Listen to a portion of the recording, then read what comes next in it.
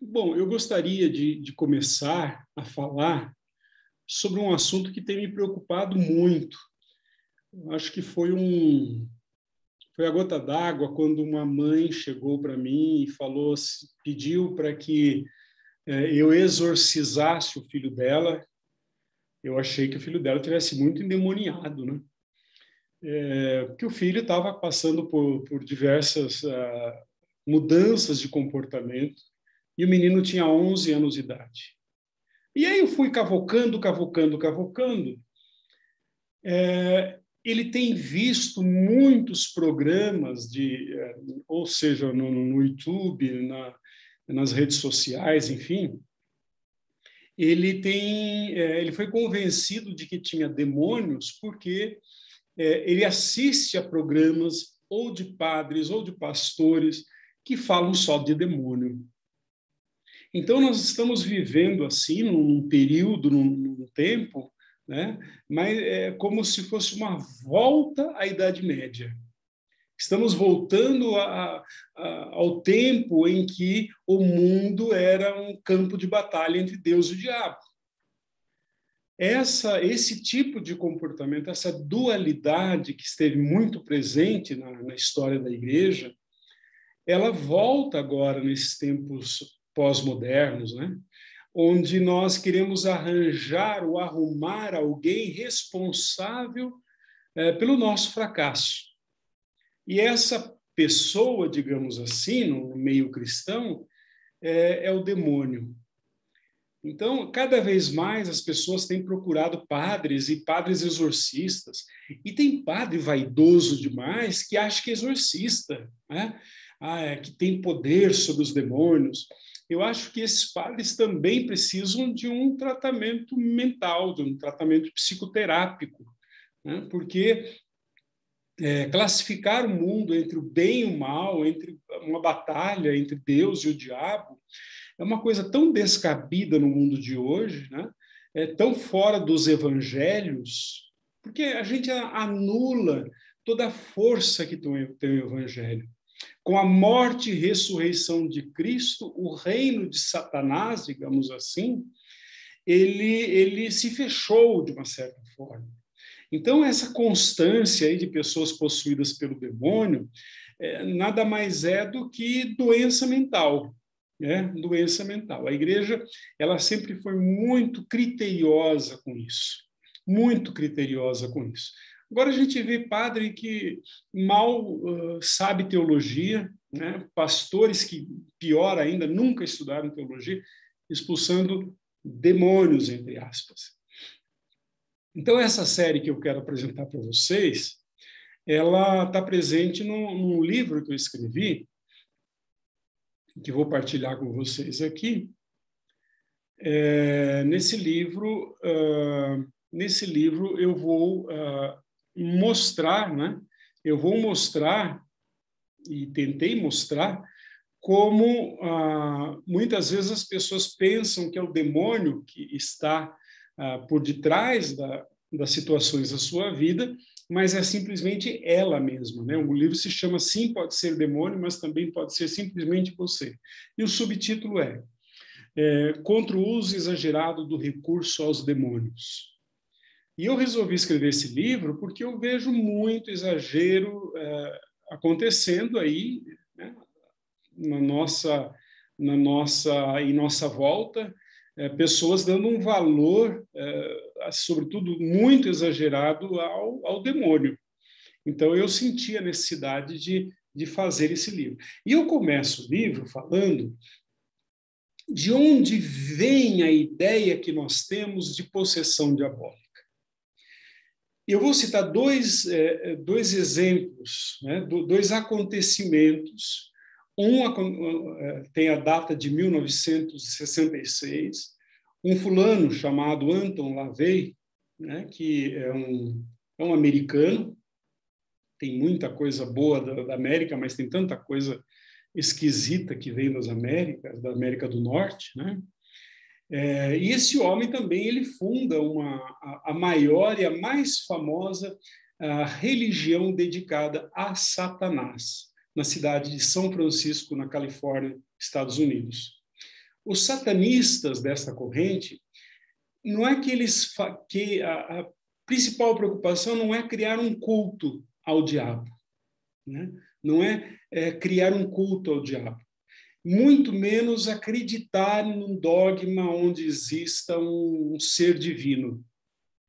Olha que coisa interessante. A única divindade, né, que essa seita acredita é o próprio homem. O homem é Deus, é livre de leis e livre de deveres. Esse seria o homem ideal, o homem perfeito. Esse homem vitorioso e suficiente, que pensa naquilo que acredita ser o melhor para si mesmo, seria, na opinião desse grupo satânico, né, desse grupo que fundou essa religião, esse homem vitorioso, rico, poderoso, como é a imaginação norte-americana, ele seria verdadeiramente abençoado, né? Já o humilde, o pobre, aquele que não deu certo, aquele que está pedindo esmola nas ruas, né? E também aqueles que devotam a sua vida fazendo bem aos outros, como uma Madre Teresa de Calcutá, por exemplo, essas pessoas, segundo esta seita, seriam os amaldiçoados, né? Então, o amor ao próximo para eles, pregado pelo cristianismo, não passaria de um amor desperdiçado. Para que desperdiçar o amor com outros? Use o amor para si mesmo. É essa a ideia desta seita satânica. A Igreja Satânica de Lavey, ela angariou milhares de devotos que vão até hoje lá, né? O próprio Lavey, ele a filha dele tinha 3 anos de idade, ele consagrou a Satanás, ele fez um pacto entregando a própria filha a Satanás, que é o batismo. No batismo que se faz nessa igreja, é o dia do pacto com o Satanás, né? E até hoje as pessoas vão lá em busca de batismo, de casamento, e tem até a presença de sacerdotes satanistas. Eles também fazem funerais, e tudo em nome do demônio. Esse é um acontecimento, guardei esse acontecimento aí para vocês. O segundo acontecimento foi datado de 1973 com o filme O Exorcista.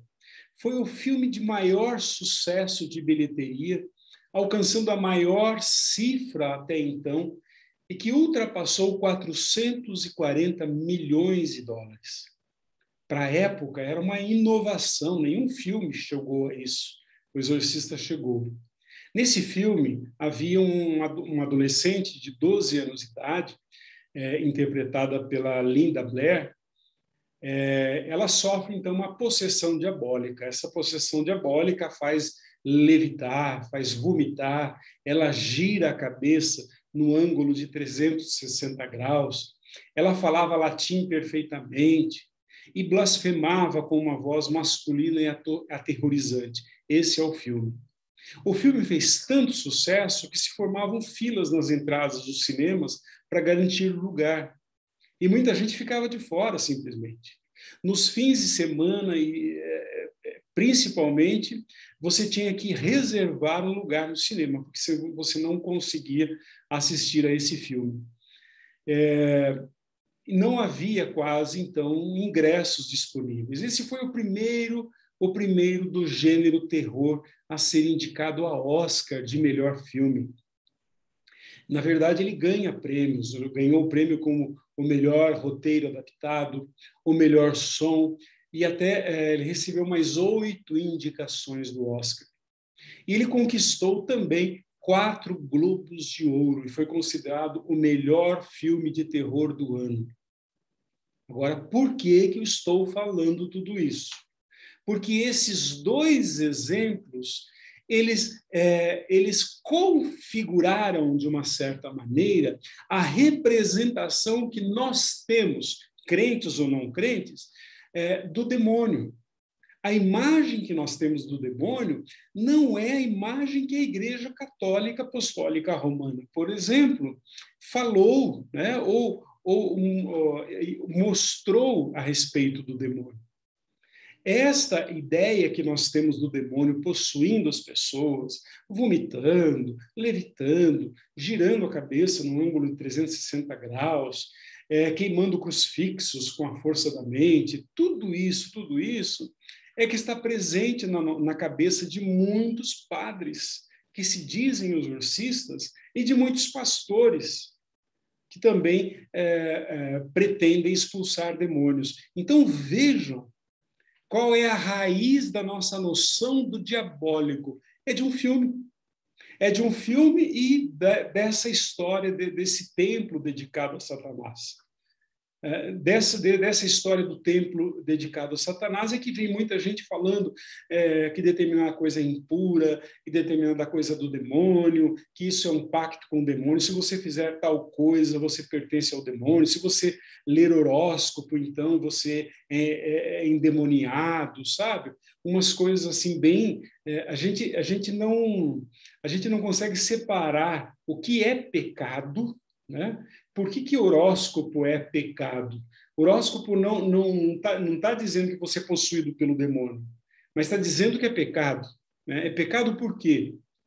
Porque o futuro só pertence a Deus. E quando nós temos essa curiosidade de saber da nossa vida, nós estamos pecando contra Deus no sentido de que não estamos nos abandonando a Ele. Não estamos colocando o destino da nossa vida nas mãos dele, mas em previsões que nós acreditamos que sejam acertadas. Então, aquilo que porque a igreja não vai falar que você é endemoniado porque você consulta horóscopos, por exemplo. Ela nunca falou isso.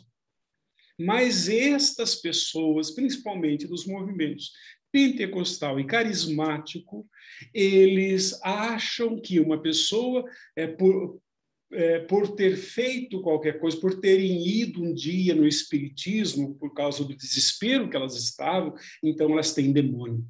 Essas ideias vieram desses dois acontecimentos, desse templo dedicado a Satanás e do filme O Exorcista, porque não tem base bíblica, não tem base na história da igreja e nem na tradição da igreja.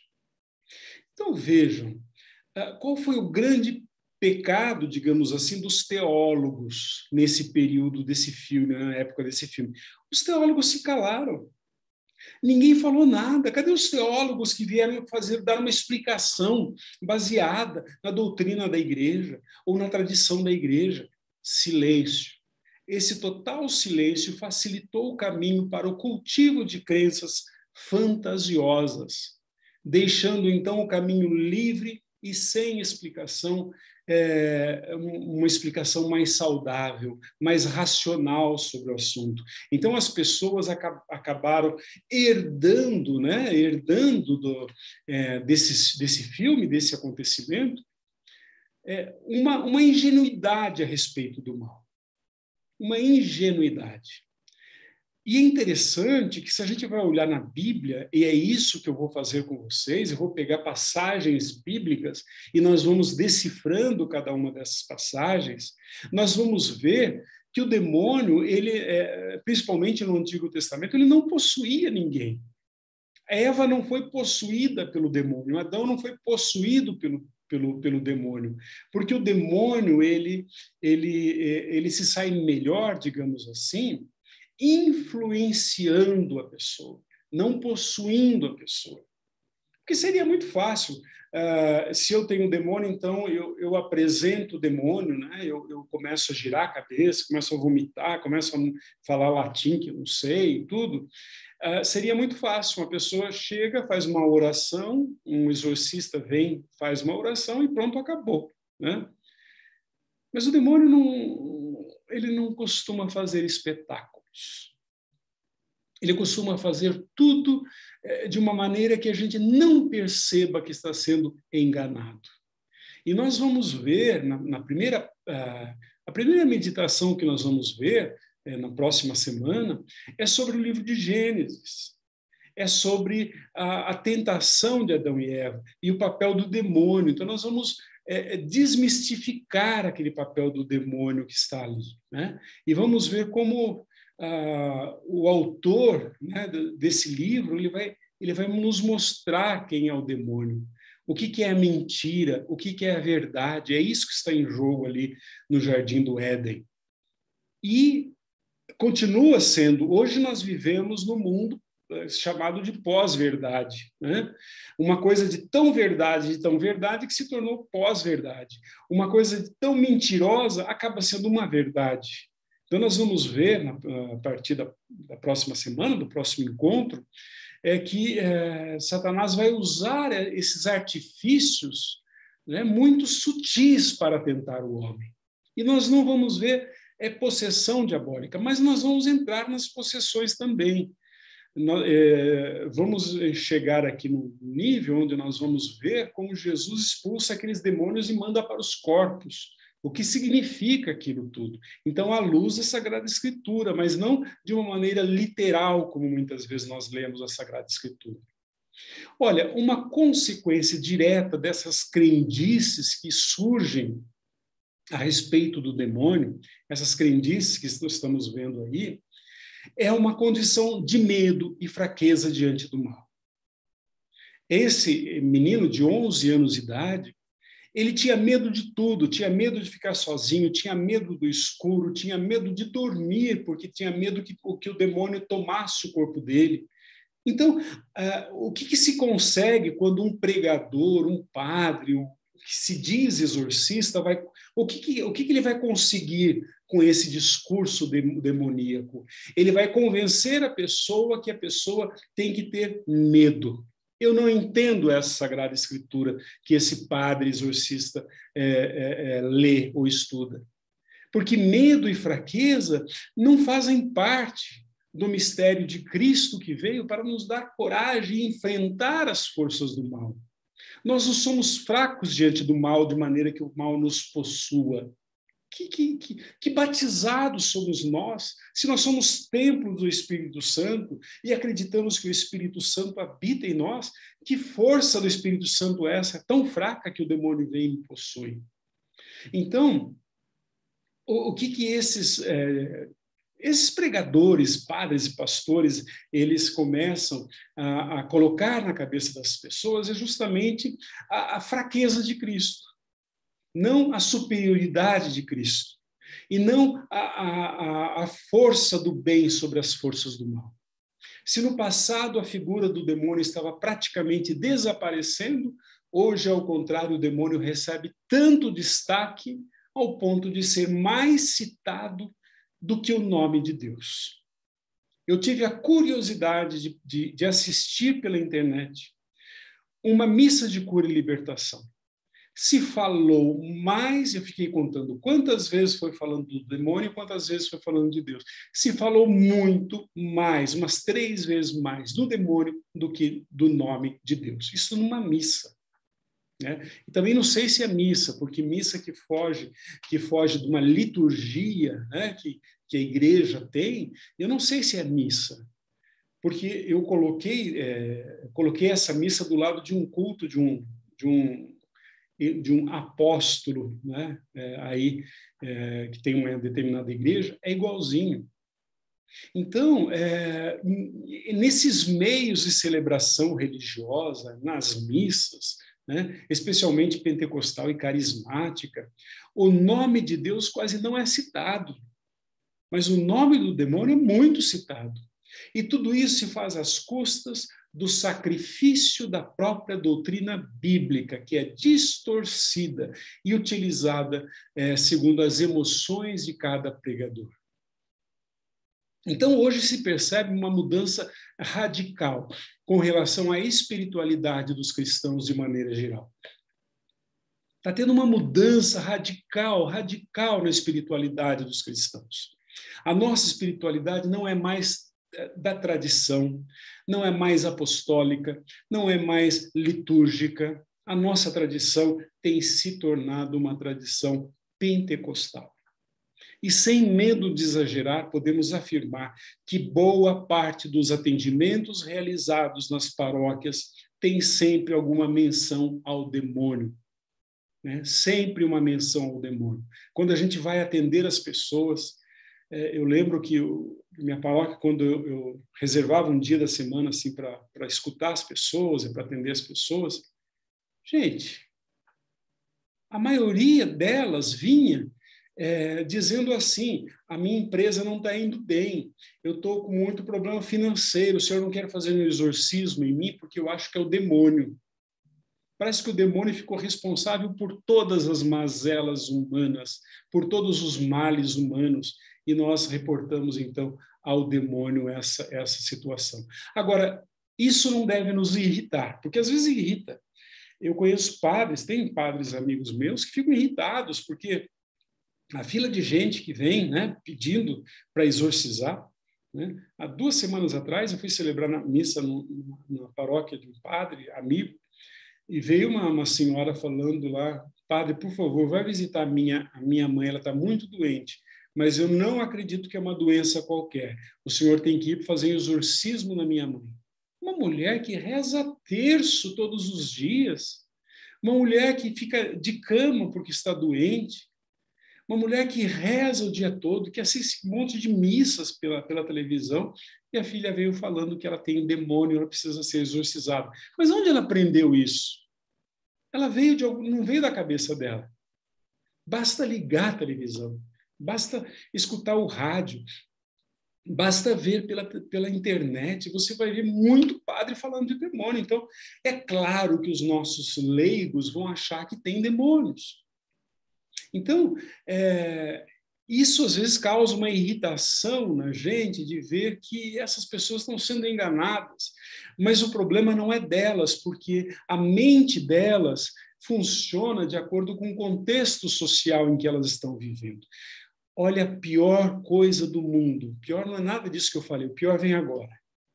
O pior vem quando nós reportamos ao espiritual aquilo que a pessoa sofre como verdadeiras situações demoníacas, por exemplo, pobreza, abandono por parte do Estado, sentimentos, uma sensação de desamparo, de angústia, de ter sido abandonado, a solidão de um velho que foi abandonado pelos seus filhos, são situações demoníacas, mas são situações onde o demônio atua no social e não na vida daquela pessoa. O que eu vejo muitas vezes, vem a pessoa que vem até mim pedindo que eu expulse o demônio delas, elas vivem uma precariedade de vida, moram numa favela sem água, sem esgoto, no meio de um rio cheio de esgotos. Aí vão, coitadas, as pessoas vão num culto ou numa missa de cura, né? E lá o padre ou o pastor vai falar que ela está endemoniada. Endemoniada está a sociedade. Endemoniado está esse mundo que trata essa pessoa com tanto desprezo. Então, essas situações, elas não podem ser descritas de uma melhor maneira como sendo habitadas por demônios. É por isso que a pessoa vem e fala, estou endemoniado. E aí a convencer a pessoa que não é ela que está endemoniada, mas é o mundo que está assim. Então, inúmeras vezes, leigos se sentem possuídos pelo demônio, porque foram convencidos disso pelo padre da sua paróquia, pelo padre que eles assistem pela internet. Porque tem muito padre invadindo nossas paróquias e colocando na cabeça dos nossos fiéis bobagens. Bobagens. Então, é preciso receber essas pessoas com muita caridade, acolher essas pessoas e fazê-las e convencê-las de que elas parem de ver essas coisas pela televisão, porque elas são pessoas de Deus, são pessoas sofridas e reportam a isso aos demônios. Olha, um dia eu estava visitando uma livraria católica aqui no centro de São Paulo e eu vi lá na frente de todo mundo, né, um livro litúrgico, sabe, daqueles livros, igual o missal. Quem compra missal é padre, né?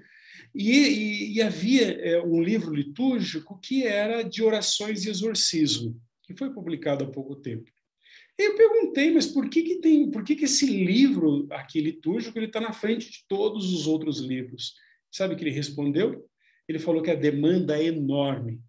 e que não somente padres, mas também leigos cristãos se deixaram fascinar pela possibilidade de expulsar os demônios que supostamente invadiram suas vidas e as vidas dos seus familiares. Ele falou: isso vende como água. Isso vende como água.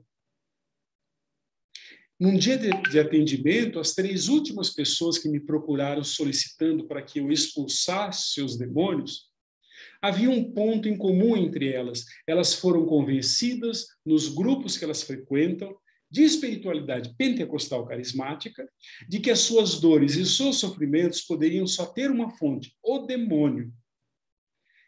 Em tais encontros, esses demônios são instados a se manifestar, a fim de serem dominados e assim poder libertar a pessoa do jugo do demônio. E sem que se admita isso formalmente, há um mercado religioso que utiliza de estratégias para atrair um público que exige dos pastores algum diferencial em relação aos outros comuns. O povo não quer um padre que o padre não seja exorcista hoje em dia. Então, o padre, para atrair pessoas, ele diz: eu sou exorcista. Isto é o mercado religioso e dentro da Igreja Católica Apostólica Romana. E é assim que tais pastores, né, eles têm saído em busca de maneiras novas, nem sempre éticas, nem sempre de acordo com a doutrina da Igreja. Essas pessoas saem, então, em busca de um tipo de espiritualidade que possa atender à demanda contemporânea. O mercado quer, então eu vou ser dessa maneira. Um exemplo é o vocabulário neopentecostal cada vez mais frequente em ambientes católicos. Esta linguagem que promete curas, mobilizando afetos e emoções sem qualquer identificação ou compromisso com a realidade social. Não existe nenhum compromisso com a realidade social, apenas com a realidade individual, bem ao estilo contemporâneo, onde as pessoas buscam cada vez mais o sossego da própria alma, mesmo que seja às custas do sofrimento de outras pessoas. Eu convido você para continuar, então, nos próximos capítulos do nosso curso que nós abrimos hoje, e que eu vou falar no próximo encontro sobre o diabo no Jardim do Éden. O que significou essa história do demônio tentando Adão e Eva? Então, nós vamos ver com muito cuidado, baseados na doutrina e baseados também numa virtuosa interpretação das Sagradas Escrituras. Espero você até lá.